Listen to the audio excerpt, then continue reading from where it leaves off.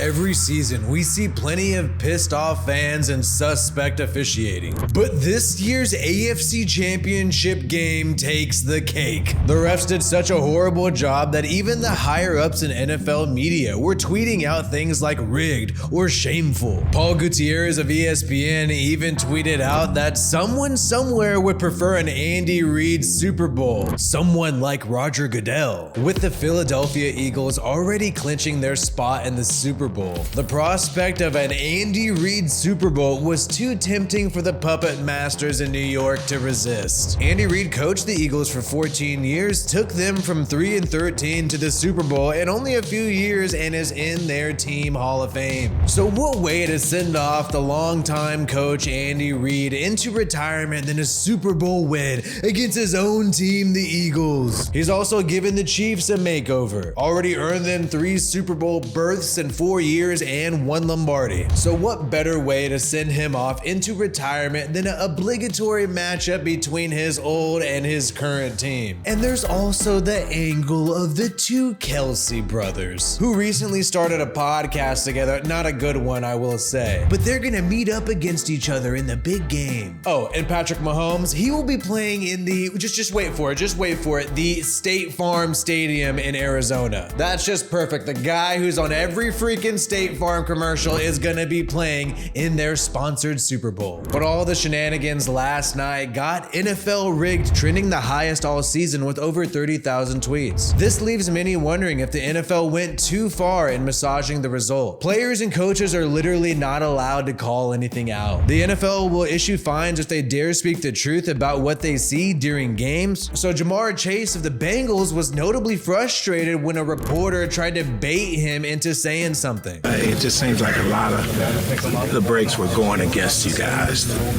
today. How did that sit with you? Next question, please, bro. That's not a real question, bro.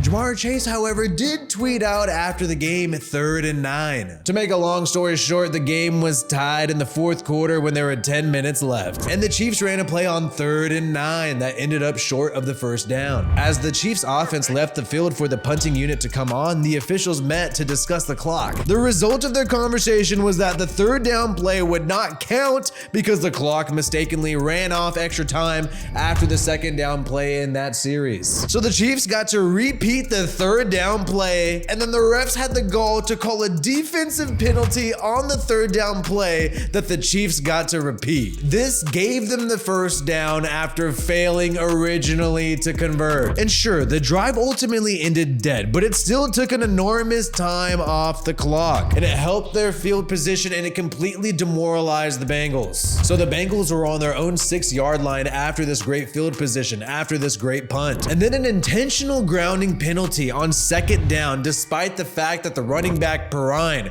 was right there in the vicinity of Joe Burrow's throw. This caused the Bengals to have a 3rd and 16. So their drive was dead. The Bengals punted the football, and Sky Moore got a 29-yard punt return to set up the game-winning field goal, but the refs missed an obvious block in the back against the Chiefs. Second, on the infamous play in which Joseph Asai shoved Mahomes out of bounds, there was an obvious holding penalty against D lineman Trey Hendrickson that would have offset a size penalty. Instead, neither of these egregious penalties were called, and the Chiefs were able to kick the game-winning field goal. And the Chiefs basically won because of the late hit penalty on Mahomes at the end of the game, even though there's numerous video clips out there of Joe Burrow receiving late hits, and fans are outraged about this. You even had Joe Mixon getting hit late in the red zone, and the refs were not calling it. What was crazy is that you saw so many blue check marks, so many NFL reporters, media figures who usually mocked the fixes in crowd, the it's rigged crowd, and these people were all tweeting out all night, rigged, rigged, rigged. Zach Taylor appeared heated and frustrated throughout the game, yelling at the referees, but there was ultimately nothing he could do about it. It was a competitive game nonetheless, but it did seem like when it got down to it towards the end, the referees were definitely on the side of the Chiefs, and they clearly wanted to make it as hard as possible for the Bengals to win that football game. But tip your hat to the Bengals, because even though they had flags and flags and flags coming out against them, they managed to still barely lose this game by a field goal. And you know it's getting bad when you have regular people in the NFL media talking about how it seemed rigged. That's how you know the NFL appeared to go too far in this AFC Championship game. We are a brand new channel covering our favorite stories around the NFL. Make sure you subscribe for more NFL content.